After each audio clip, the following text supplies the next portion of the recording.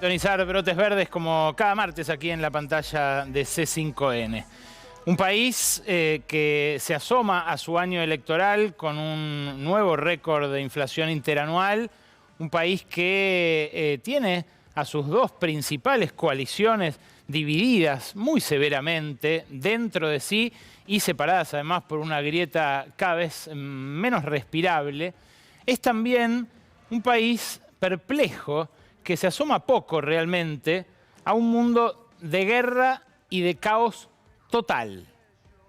Lo que hoy se vivió en la frontera entre Polonia y Ucrania es la contracara de las voces victoriosas que parecían alzarse en Kiev el fin de semana por la retirada rusa de la ciudad de Kherson. Esto que estás viendo ahora son las imágenes de los destrozos que se produjeron en Psevodov. Ahora vas a ver dónde. Esta tarde, hora argentina obviamente, donde se produjeron 2 muertes. Ahí estás viendo claramente en el mapa dónde está Psevodov. Quizás sea una localidad difícil de pronunciar, pero te recomiendo que te vayas familiarizando con ella porque hasta hace un ratito estaba reunido el Consejo de Seguridad Nacional polaco. Hasta hace un ratito, por esto que pasó en este pueblo de frontera entre Ucrania y Polonia, estaba hablando el presidente de los Estados Unidos, Joe Biden, con el primer ministro polaco, que obviamente movilizó todo lo que pudo al resto de la OTAN, dado que efectivamente, acá lo ven, esa no es solamente la frontera de Polonia, es la frontera de la OTAN y de la Unión Europea. Ese lugar, a apenas unos poquitos kilómetros de la frontera entre Ucrania y Polonia, fue el lugar a donde fallecieron 2 personas hoy a causa de la explosión que produjo un misil, según el gobierno polaco, fabricado por Rusia, pero lanzado todavía no saben por quién. Es importante que no haya avanzado esta confirmación porque si se hubiera dado así, el artículo 4 y el artículo 5 del Tratado del Atlántico Norte dirían que Estados Unidos ya está en guerra con Rusia.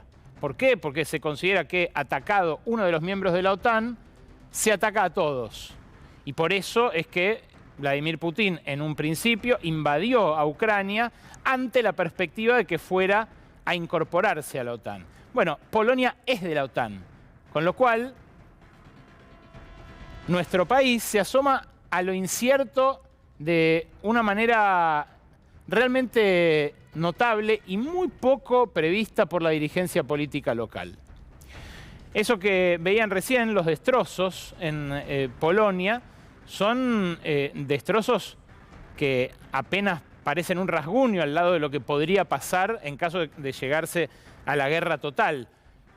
Detrás de esto está la guerra ya no fría, sino tibia, entre Estados Unidos y China, cuyas cabezas se vieron justamente en esta cumbre en estas últimas horas, en la cumbre en la que también participa el presidente Alberto Fernández, allá en la isla de Bali, en Indonesia, con los referentes de todos los países del G20.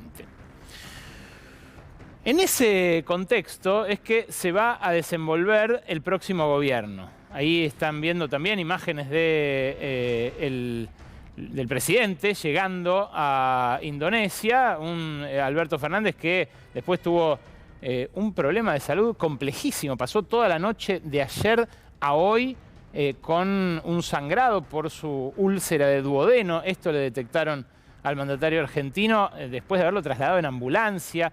Fue una urgencia para el protocolo. Estaba por darse el encuentro justamente en el que iba a hablar el presidente. Bueno, ese episodio de salud, ese episodio de zozobra para toda la delegación argentina, se dio mientras el resto de los mandatarios discutían la guerra en Ucrania, el cambio climático, el calentamiento global y la tensión en crecimiento entre China y Estados Unidos. Hoy vamos a tener una entrevista que grabamos en estas últimas horas con Mauricio Lazarato.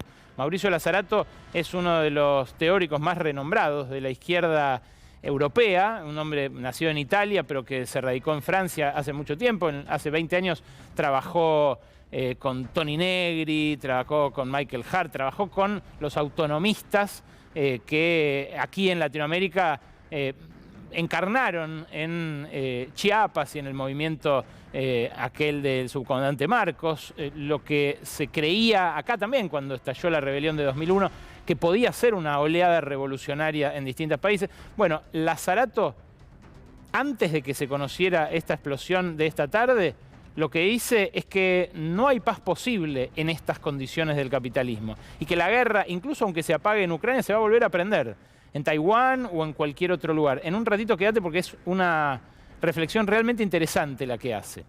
Ahora, antes de esta cumbre del G20 hubo otra en Egipto, en Sharm el Sheikh, donde habló el titular de la ONU, el secretario general de la ONU, Antonio Guterres. ¿Qué advirtió Antonio Guterres? Que estamos acelerando hacia un infierno. Dijo que o establecemos algún canon de solidaridad climática entre países o nos suicidamos en masa. Así nomás, el secretario general de la ONU. No estoy hablando de Greta Thunberg, de un ambientalista que se ata a un monte para que no empiecen una explotación megaminera. No, no. El secretario general de la ONU dijo esto, recorté 40 segundos. Los impactos mortíferos del cambio climático ya son actualidad. Los daños y pérdidas ya no se pueden barrer debajo de la alfombra. Es tanto más imperativo como que es una cuestión de solidaridad internacional y justicia climática. Aquellos que menos contribuyeron a la crisis climática son aquellos que cosechan las tempestades sembradas por otros y están pagando con impactos para los cuales no tienen ni los medios de preparación ni de alerta rápida. Por ello pido que haya de aquí a 5 años un sistema de cobertura mundial de alerta precoz o rápida y por ello pido que todos los gobiernos aprovechen estos beneficios inesperados del el aprovechamiento de carbono.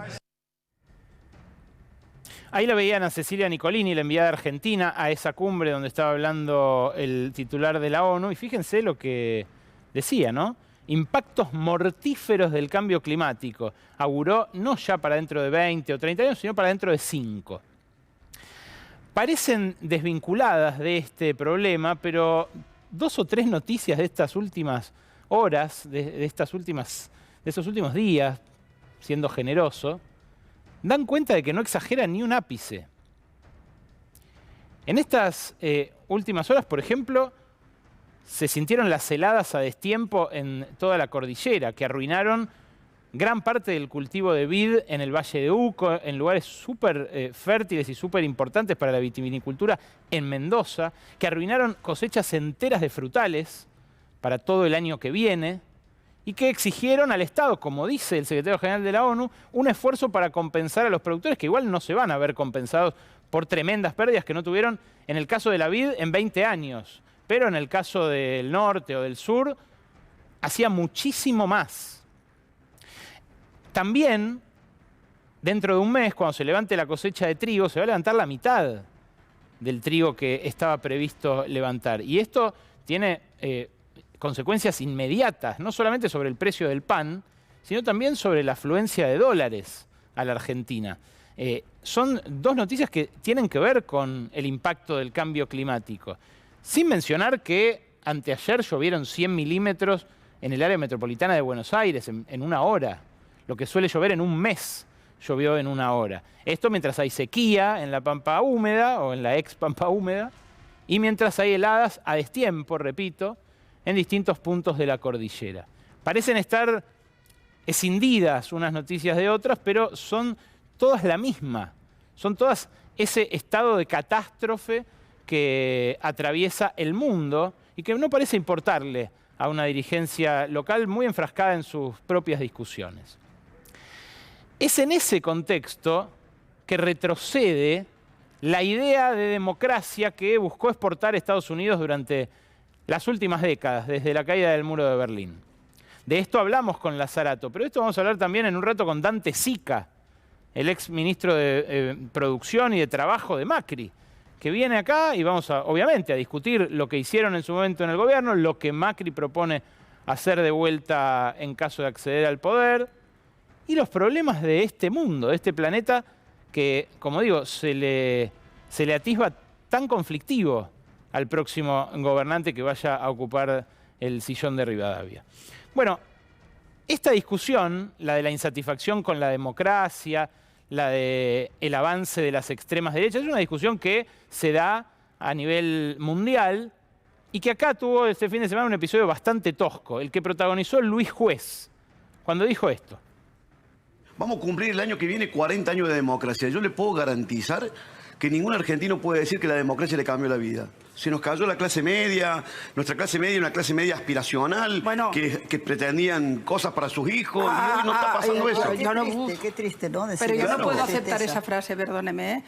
La democracia siempre salva la vida respecto a la dictadura. No, pero estoy diciendo... si nosotros comparamos el estándar de vida que teníamos hace 40 años atrás y el que tenemos ahora, sinceramente, con la mano en el corazón, si queremos hacer una profunda autocrítica, porque si no vamos a hacer una autocrítica no vamos a arrancar nunca. Si nosotros queremos que está todo bien, bueno, olvídate. Es una pena que haya tenido que ser una española, ¿no? La que le llamó la atención a Luis Juez respecto de la barbaridad que acaba de decir. Juez compara la situación actual con la de hace 40 años, que es justamente cuando volvió la democracia, soslayando que buena parte de las desventuras de este periodo democrático tienen que ver con la herencia de la dictadura, ¿o no?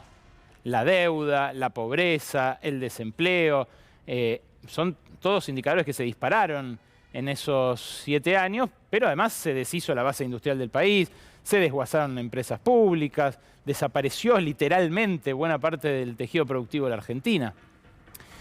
Lo que dice Juez así de toscamente, devaluando la democracia y reduciéndola al plano económico, es en realidad una discusión que la idea de democracia capitalista, de democracia liberal, está enfrentando en todo el mundo. Lo dice de manera mucho más sofisticada Branko Milanovic, que es un economista serbio, que yo les he recomendado 1000 veces, lo hemos entrevistado aquí en Brotes Verdes.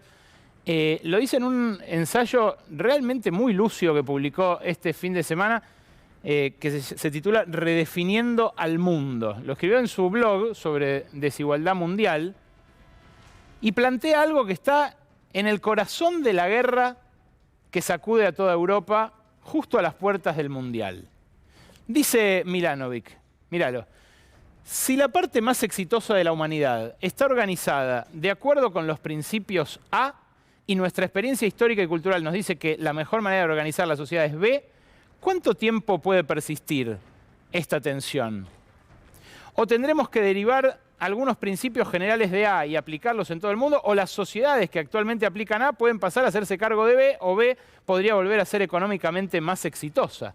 Dice Milanovic. Lo único que no puede durar para siempre es que sigamos creyendo que B es la mejor forma, o sea, la democracia liberal es la mejor forma de dirigir las sociedades, mientras que empíricamente las sociedades más exitosas se dirigen de acuerdo con A.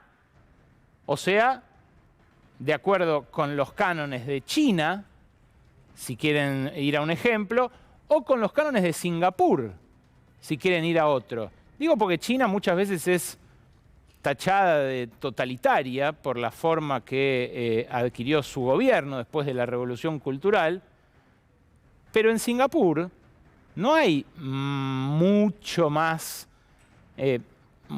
observancia de esas reglas de la democracia liberal que Occidente le reclama a China, pero no le reclama a sus aliados en el lejano oriente. Singapur es un país que tiene un producto per cápita, un ingreso per cápita mayor que el de Estados Unidos. Y sin embargo, se rige mediante la elección más o menos translúcida de determinados miembros de la alta sociedad para que dirijan los destinos del país. Se los digo habiendo visitado Singapur y conociendo los detalles de esa sociedad hipercapitalista. Claro, La democracia liberal empieza a morirse de vieja cuando empieza a ser cada vez menos democracia y cada vez más liberal. Es lo que le ocurre a los países donde la desigualdad crece y donde la promesa de ascenso social empieza a diluirse. Es un poco lo que dice toscamente Luis Juez. El descontento, la desilusión es con las posibilidades económicas que dejó de ofrecer la democracia capitalista. Pero claro, eso no es que toma la forma solo de un descontento popular, toma la forma de una guerra porque Estados Unidos ve sacudidos los cimientos de su forma de vida y desafiados por un país como China que hace muchos años que crece mucho más que él. Por eso la cumbre de ayer entre Joe Biden y Xi Jinping, el premier chino, fue un alivio de cara a lo que, bueno, se podía transformar en una guerra nuclear en cualquier momento. Recordarán ustedes que hace unos meses Nancy Pelosi, la jefa de la Cámara de Diputados yanqui, fue a Taiwán, algo que fue considerado casi un acto de guerra por Estados Unidos, y desde ese momento casi no había habido diálogo.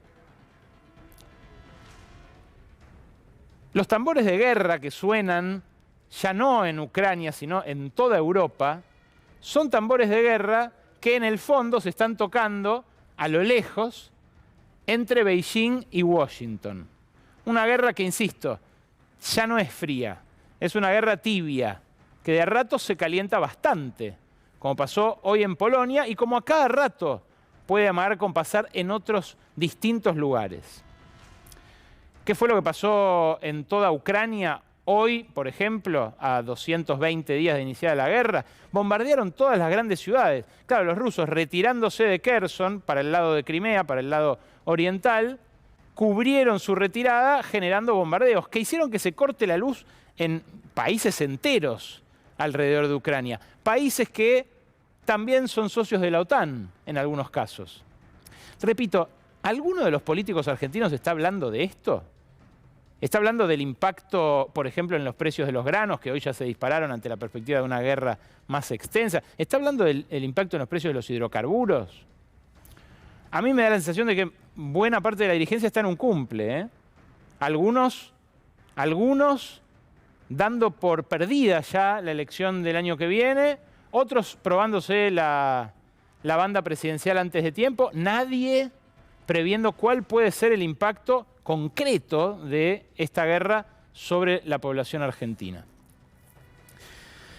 Boaventura da Sousa Santos, que es un sociólogo, un antropólogo, un teórico portugués recontra respetado, que acaba de recibir un doctorado honoris causa acá en la Universidad de 3 de Febrero, dijo al recibir ese doctorado algo parecido a lo que dice Branko Milanovic. Dijo, che, los países que aplicaron sanciones contra Rusia por la invasión a Ucrania son como el 70% del PBI o más del mundo. Ahora, fíjense cuánto de la población. Son el 15% de la población.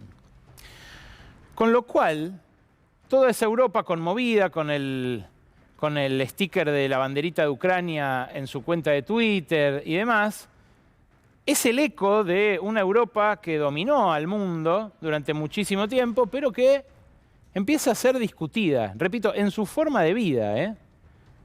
Ya no solo en términos abstractos, sino en términos bastante concretos, como hoy se probó ahí en Svevodov.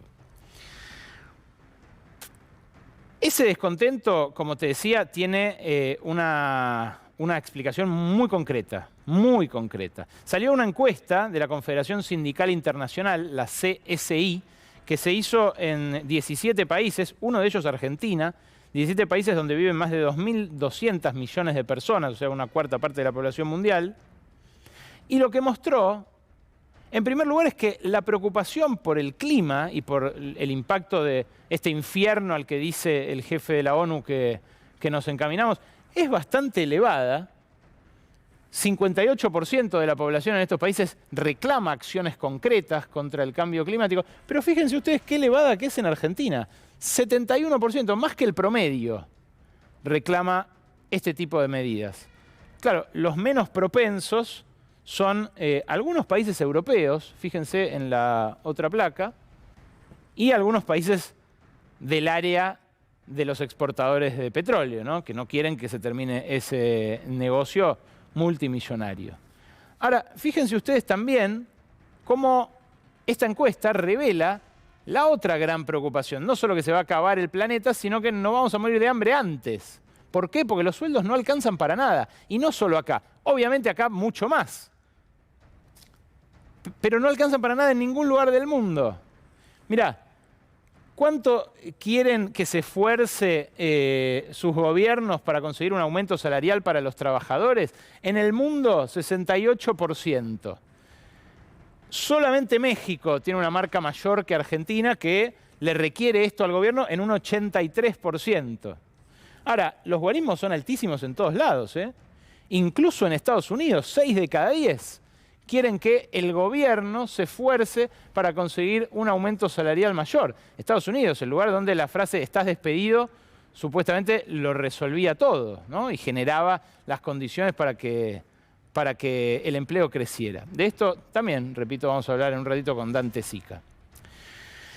Hoy se supo que acá en Argentina, octubre, tuvo un 6,3% de inflación. Es un combo letal entre inflación y ajuste. No, esto todavía no. Déjame contarte cuánto dio la inflación. Dio 88% interanual, dio 6,3% en el mes, pero además lo grave es que se frenó el descenso paulatino que se venía dando desde el pico de junio. Ese pico había tenido una caída del 7,4 al 7, del 7 al 6,2 y ahora volvió a subir. A la inflación se suma el ajuste y ahí sí, fíjate cómo evoluciona el gasto al día de ayer, según la consultora analítica que muestra justamente, hace un monitor del ajuste desde que asumió Sergio Massa, a pedido del Fondo Monetario Internacional. Veamos la placa ahora sí, Rod, porque es realmente notable. No, estos son los rubros que más se ajustaron. La otra, la del ajuste mes por mes y sobre todo con la periodización de los ministros. Fíjate, este es el gasto primario semanal. A un índice 100 en marzo de este año, había tenido momentos de mayor gasto a principios de este año, se había disparado al final de la gestión de Guzmán, casi un 60% en términos reales más que en marzo, se había gastado, por ejemplo, en junio, y después de esa debacle, el ajuste lo lleva muy por debajo. Con Massa se mantiene esa tijera, se da un incremento en el momento del refuerzo de ingresos para paliar la indigencia, cuando Cristina pide, porque sale la indigencia que creció en el trimestre, incluso a pesar del crecimiento económico, pero después inmediatamente vuelve el torniquete y ahora estamos en un nivel cerca del 20% por debajo del año pasado. Ahora sí, mostrame los rubros, porque ahí vas a ver. Esta semana, la semana terminada ayer, tuvo un 15,2% menos de gasto que la misma semana de noviembre del año pasado. Ese es el montante del ajuste, digamos. Digo, para los que hacían campaña con el recorte del 13% de Patricia Bullrich, un 15% es una cifra incómoda. Fíjate, menos el gasto en subsidios, que es esa barra que crece, 55,8%, porque obviamente los subsidios este año insumen mucho más que el año pasado por lo que cuesta la energía. Todo lo demás cae. Mirá, jubilaciones, pensiones y PAMI, 4,1%, gasto en personal 7,1%, obra pública casi 30%, programas sociales más del 36%, asignaciones un 56%, transferencias a provincias 36% y bienes y servicios 57%. Venimos hablando del problema de la estanflación, de lo que puede generar un ajuste tan brusco en un contexto tan inflacionario. Y en un contexto mundial como el que les mostraba antes, ¿no? Un contexto conflictivo. Aún cuando hace este ajuste y cuando se ve en las cuentas públicas y lo reproducen las consultoras que lo estudian en detalle, el gobierno cuando hace un anuncio lo disfraza. Eso hizo Fernanda Raberta cuando dijo que con el incremento de la movilidad y el bono que se va a cobrar en diciembre, los jubilados y pensionados, jubiladas y pensionadas, le van a ganar a la inflación. Lo dijo así. Que a los jubilados y jubiladas de la Argentina los queremos acompañar y queremos acompañarlos de tal manera que sus jubilaciones le ganen a la inflación. Ustedes tienen que saber que con este aumento y este refuerzo hemos logrado que las jubilaciones mínimas crezcan en un 107%, por lo tanto podemos decir con tranquilidad que las jubilaciones le ganan a la inflación. Se hicieron aplaudir incluso el ministro y la directora ejecutiva del ANSES por un grupo de jubilados que habían llevado allí, pero hubo una triquiñuela contable en la comparación. Para llegar a ese 100 y pico % y decir, para que los aplaudan, que le gana la inflación, compararon la jubilación mínima de 50.000 pesos que se va a cobrar en diciembre, más el bono de 10.000, con los menos de 30.000 que se cobraban en diciembre del año pasado. Omitieron un detalle, que en diciembre del año pasado se pagó un bono también, de 8.000 pesos. 8.000 pesos en diciembre del año pasado compraban mucho más que 10.000 pesos a fines de este año. Y por eso, si uno hace la comparación honesta, es decir, de un ingreso mínimo con el bono y de un ingreso mínimo actual con el bono, o de ambos sin el bono, lo que ve es que hay un recorte. Es lo que muestra este grupo, el Grupo de Estudios de la Realidad Económica y Social, que marca mes por mes la variación real de jubilaciones y pensiones. Fíjense, este cuadro empieza en enero de 2022 y marca la comparación con el mismo mes descontada la inflación, con el mismo mes del año anterior, del año pasado, descontada la inflación. Estaban 1,3 arriba, 0,2 arriba, 2,3 arriba, 0,4 en los primeros 4 meses del año. Y después, a caballo del aumento de los precios, empezó a verse recortada. En mayo, 1,3. En junio, 0,8. En julio, 4,9. Mirá en agosto, 8,9. En septiembre, 8,6. En octubre, peor todavía. Y esto proyectado a los incrementos que marca la movilidad, en diciembre va a haber casi un 14% de recorte en la jubilación, sin contar los bonos. ¿La querés con los bonos contados? La tenemos en la siguiente placa.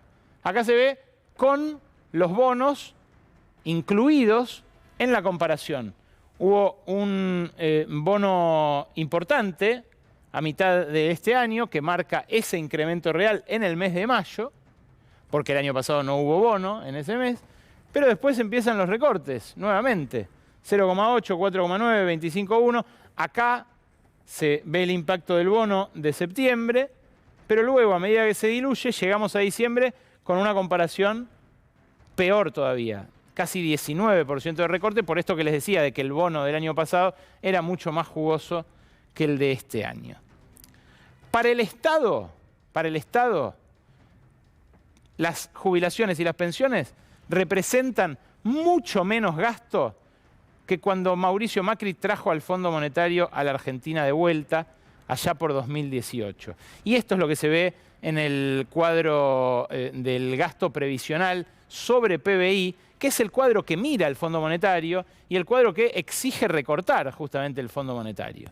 En 2017 el gasto era del 9,5% del PBI y después, fíjate, de un incremento en el primer año de Alberto Fernández y Cristina Fernández de Kirchner, se da una nueva baja.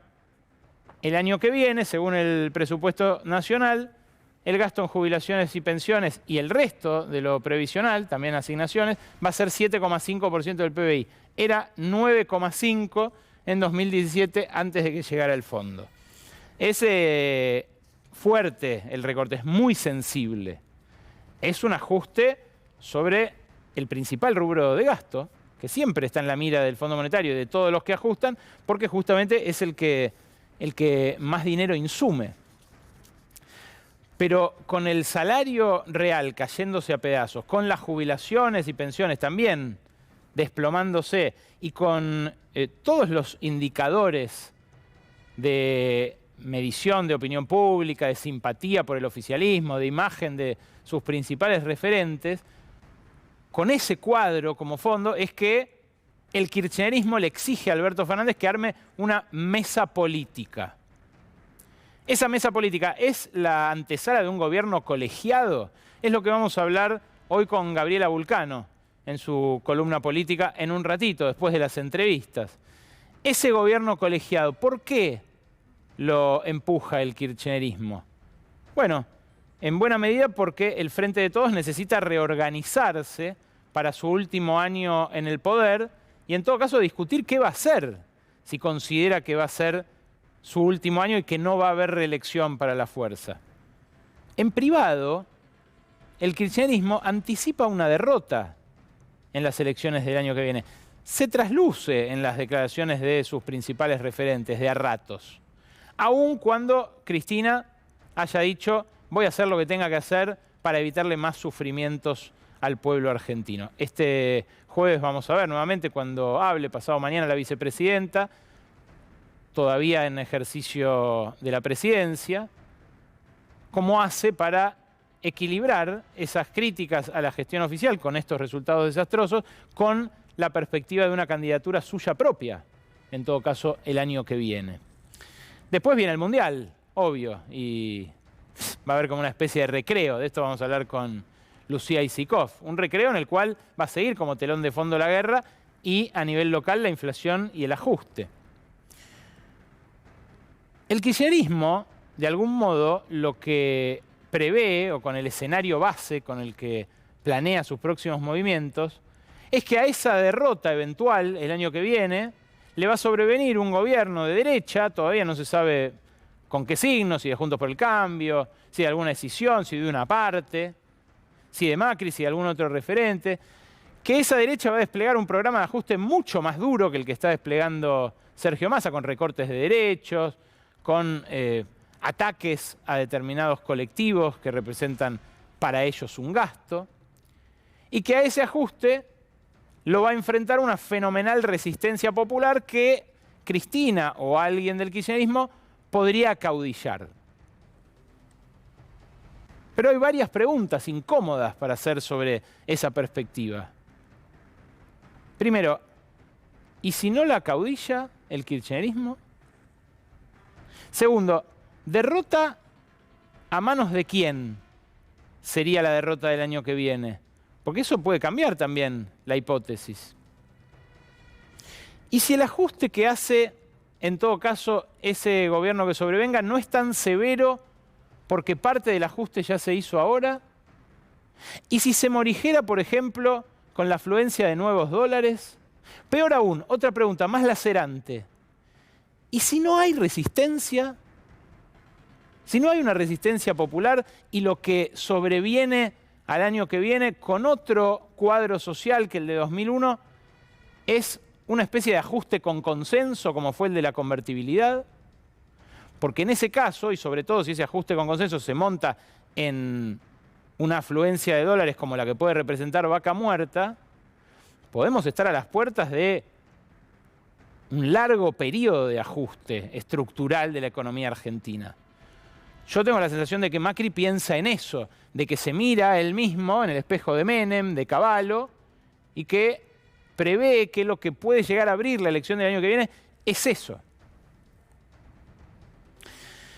La sombra de la convertibilidad, la sombra de aquel ajuste con consenso, es algo que discuten muchos otros analistas, historiadores económicos, gente realmente muy experta, que dice, en realidad, primero, la historia no se repite, y segundo, este mundo, el mundo de las bombas en Polonia, de la reunión de la OTAN, el mundo de las explosiones en distintos lugares y la perspectiva de subas del costo de la energía, del costo de los granos y demás, es un mundo que no está en condiciones de entregar lo que en todo caso entregó aquel periodo en Argentina.